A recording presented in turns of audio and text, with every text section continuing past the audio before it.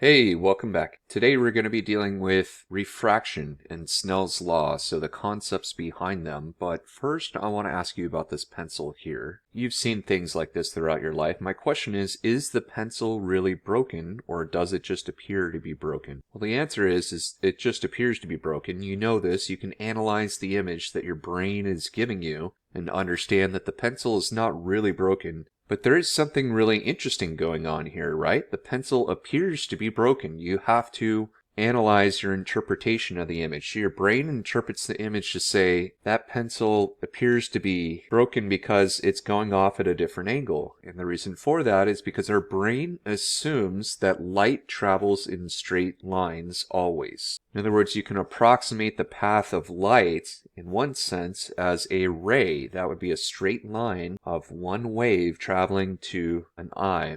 And so by the end of this lesson, you'll be able to understand why it appears that this pencil is bent or broken. Alright, so let's get to it real quick. I do want you to think about opening a door. And from a top-down view, we could say this side of the door is going to move faster. This side of the door towards the hinge is going to move more slowly. To put it in more technical terms, you could say the tangential speed for a point on this part of the door right here would be greater than the tangential speed for this part of the door right here. The angular speed, the rate at which the angle changes, would be the same for both towards the outside of the door and towards the inside of the door, but I'm talking about the tangential speed. So if I just make it easy and say this moves faster, this side moves slower, I think it'll simplify this situation and you can understand what I'm saying, hopefully. Alright, and I'm going to talk you through an example here, so you may be wondering why I'm going to talk through this. And the reason is because this is an analogy that works really well for students the first time they're learning about refraction. And refraction is the bending of light as it passes from one medium to another. And that's the underlying reason why we saw the pencil as being bent at the beginning of the screencast.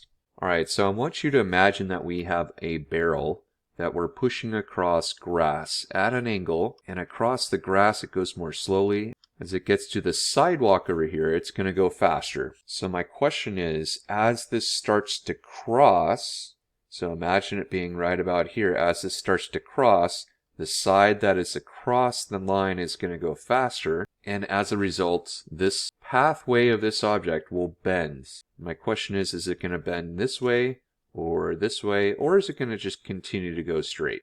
Alright, so let me show you an updated view of what we're talking about. As it gets to this point right here, this part of it is moving more slowly, this part of it is moving more quickly.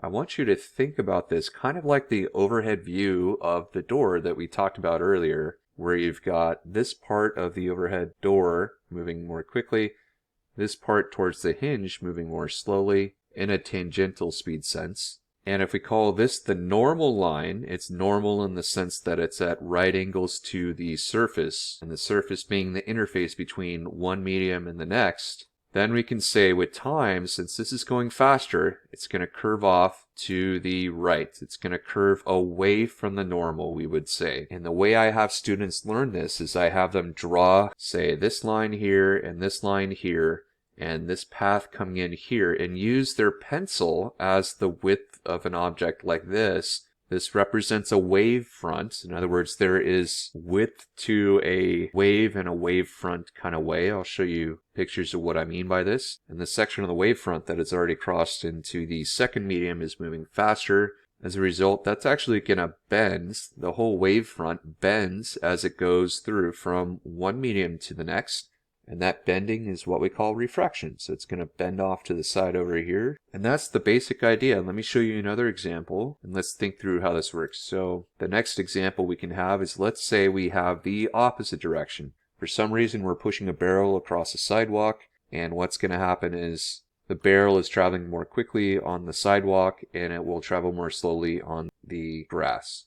We're saying you're keeping the same force to keep this thing moving that you were before. The question that I have is, what do you think? Is this barrel going to be bent towards the normal or away from the normal? Well, let's envision what's going on here. This part of the barrel is now going more slowly. This part of the barrel over here is going more quickly. So this is kind of like a closing door where this is the hinge over here, and the door is rotating closed shut. That would mean it's going to be curving towards the center, or you could say bending towards the normal is what we're going to say here. And that's what happens. If you have a light ray that goes from a faster medium to a slower medium, then that's what happens. Now, I should stress this faster and slower business is really crucial because this is the cause of refraction, or the bending of light as it goes from one medium to another. In fact, light does not always travel at 3 times 10 to the 8th meters a second. That happens in a vacuum, like out in space, and it happens basically in air.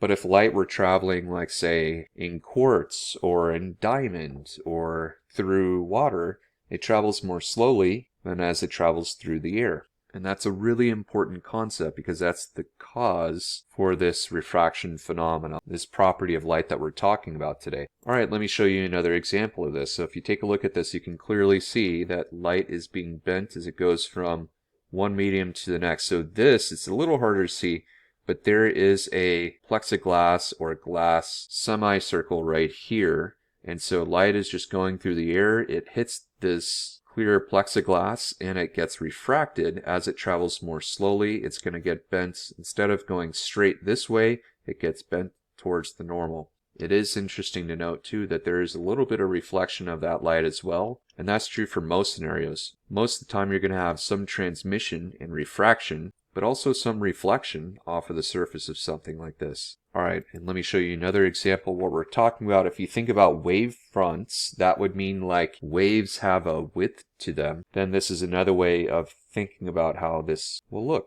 And here's one more animation I want to show you. I think this can help you to visualize what's going on.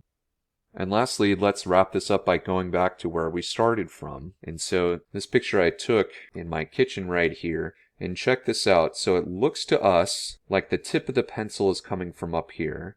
Just like we could say it looks to us the tip of the pencil is coming from this point Y. And that is because our brain is making a very important assumption. Both of these light rays that are coming into both of our eyes, only one eye is drawn over here, but really we should have 2 eyes over here to show depth perception. The brain assumes that light travels in straight lines, so it traces back both rays that are coming into each eye, and it says, aha, that's where the tip of the pencil is. And then on further analysis, because we've seen stuff like this throughout our lives, we tell ourselves, oh wait, no, we know that the pencil is not actually located there. It's located lower than where we think it should be. And that's because the pencil isn't truly broken, it just goes straight down over here.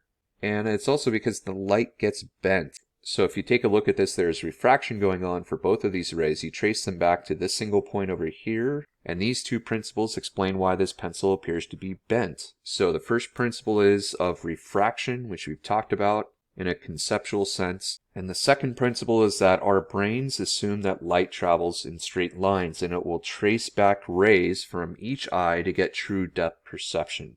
Alright, so now we've talked about this in a conceptual sense. What I want to do is talk about this in a mathematical sense, and that's going to be part 2 of this lesson coming right up. So I'll put a link in the upper right for this. Hopefully this has been helpful, and please stick around for the next part of the lesson.